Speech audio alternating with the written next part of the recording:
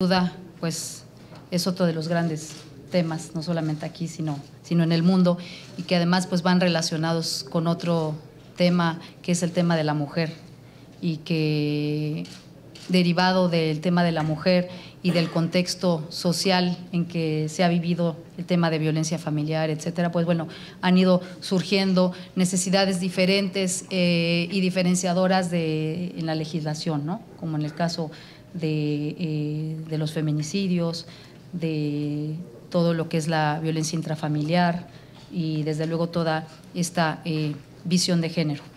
Y en el tema del aborto yo creo que vale la pena destacar algunas ideas fundamentales, porque en estos temas hay que matizar desde qué perspectiva estamos hablando. Primero, me parece que cuando hablamos del aborto como un accidente o pérdida natural, pues es sin duda siempre una desgracia para cualquier mujer pasar por esta situación.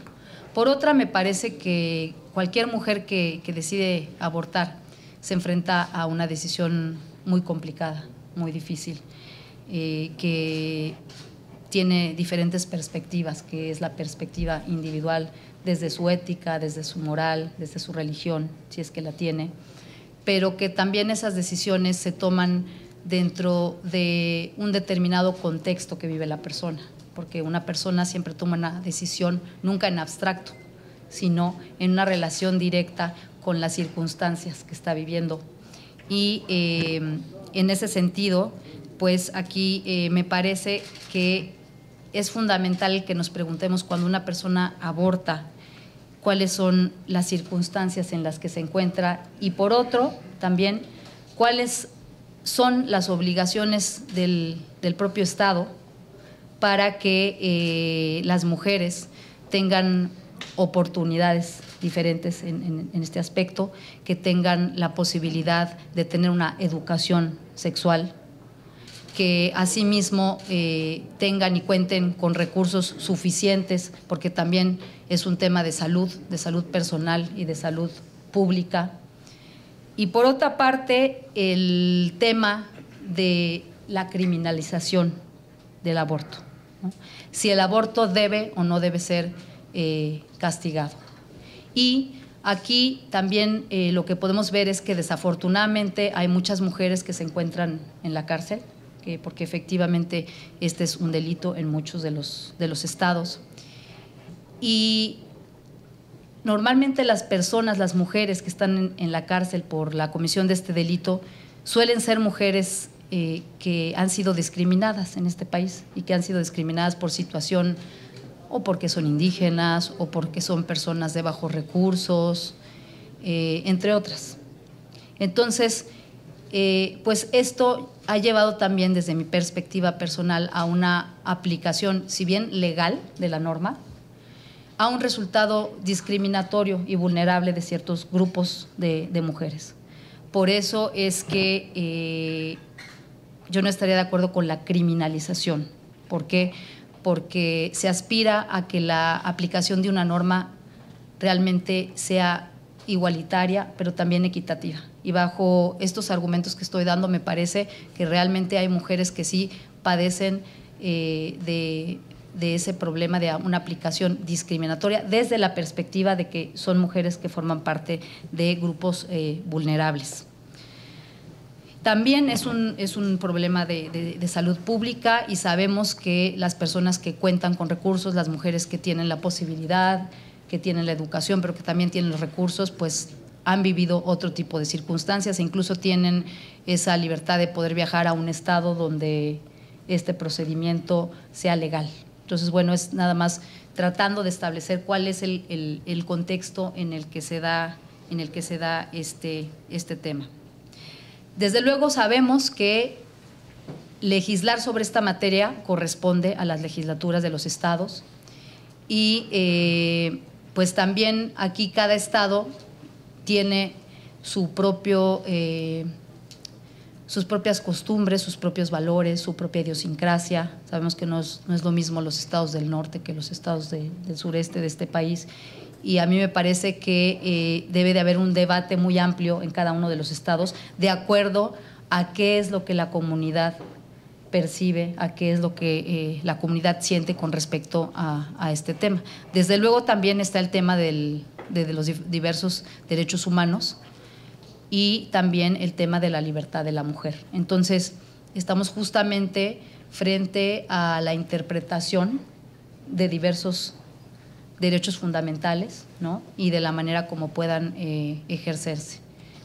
La Suprema Corte de Justicia, cuando toma alguna decisión en referencia a este tema que le es planteada o que le fuera planteada, pues tendrá que atenerse a lo que cada una de las legislaturas de los estados haya hecho uso de su propia facultad legislativa, y en ese sentido, pues esa debe ser la función de un ministro de la Suprema Corte, que desde luego que un ministro de la Suprema Corte llega con sus propias convicciones morales, con sus creencias, con su ética personal, y a lo mejor lo que yo pudiera decidir en mi fuero interno, pues otra persona con su formación, con sus creencias, con sus circunstancias específicas, tomaría otra decisión. Entonces, me parece que eso no debería, fuero interno no debería de influir en una decisión de una ministra de la Suprema Corte de Justicia. Sin embargo, lo que sí debería de influir es todas estas circunstancias que están en juego en cuanto a este tema del aborto, y que por eso es importante que sigamos discutiendo sobre el tema, que busquemos las diferentes posibilidades de solución, las diferentes posibilidades del respeto más amplio de los derechos humanos, porque yo creo que el derecho a la vida, por ejemplo, el derecho a la integridad física, a la propia salud, son derechos fundamentales que además sin ellos es imposible ejercer todos los demás derechos. ¿Sí? Legalización. Con respecto, yo no hablaría desde mi perspectiva personal de la legalización del cannabis, estaría más a favor de la regularización. Esto implicaría un análisis muy detallado y, por lo tanto, decisiones graduales. ¿Qué sí? ¿En qué casos? Por ejemplo, ahorita, como ya lo han ido decidiendo, en lo lúdico sí, ¿cuándo? ¿Desde qué edades? En la parte de la salud, ¿cómo? ¿Quién lo puede llevar a cabo? ¿Quién puede, por ejemplo, producirlo para la cuestión de salud? Porque también se puede sacar una especie de aceite esencial, ¿no?, de la propia cannabis, que permite una mejor respuesta en el tema de la salud. Entonces, bueno, ¿quién lo puede hacer? ¿Bajo qué estándares de calidad? Porque una vez que vas regularizando, van surgiendo muchísimas situaciones específicas que se van a tener que ir detallando, porque la cuestión de la calidad, por ejemplo, del cannabis, ¿sí? ¿Quién va a medir, por ejemplo, esa calidad que se utilice para el tema de la salud? Y ir decidiendo simplemente la gradualidad. Entonces, estoy a favor más de una regularización que de una legalización, ¿sí? Sería tal vez una primera despenalización. ¿En qué casos? En los casos que ya la Corte estableció, y hacer un análisis si efectivamente, no solamente por cuestión del ejercicio de los derechos fundamentales, que es importante, pero no es lo único, porque si el ejercicio de los derechos fundamentales en su conjunto puede llevar a una afectación en el tejido social y, como lo dije hace rato, poner en peligro también a nuestra niñez y a nuestra adolescencia, que ya vimos que ese interés supremo tenemos que defenderlo, pues yo creo que sí amerita pensar cuáles son las cosas en las que se pueden avanzando y cómo podemos proteger esos intereses de los niños.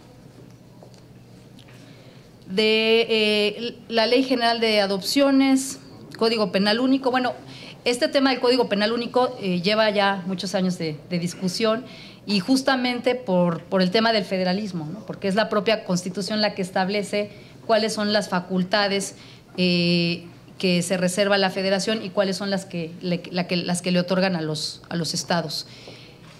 Aquí probablemente lo que se podría discutir es con respecto a si hay algún catálogo de delitos que son los que valdría la pena establecer en un Código Penal Único. Ahora, a mí me parece que podría tener algunos beneficios, sobre todo en este país en el que estamos viviendo una situación de inseguridad permanente y en el que las expectativas, sobre todo de la gente, de que se haga justicia, es muy grande.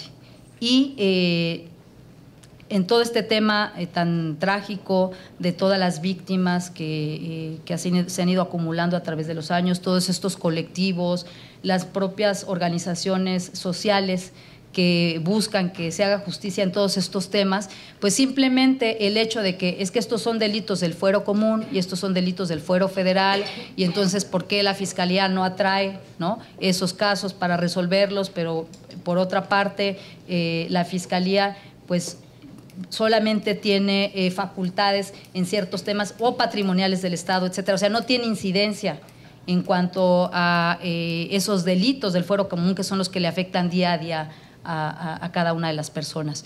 Y entonces muchas veces esa justicia pues no llega, se vuelve inasequible y probablemente con un código penal único, con una capacitación en donde tanto funcionarios federales como funcionarios estatales llevan o tienen como base la misma legislación y también los mismos procedimientos penales, pues eso yo creo que apuntala a una profesionalización, y toda profesionalización siempre va a redundar de manera positiva, ¿no?, a que la justicia sea más expedita, sea más clara, haya un respeto mayor de los derechos humanos.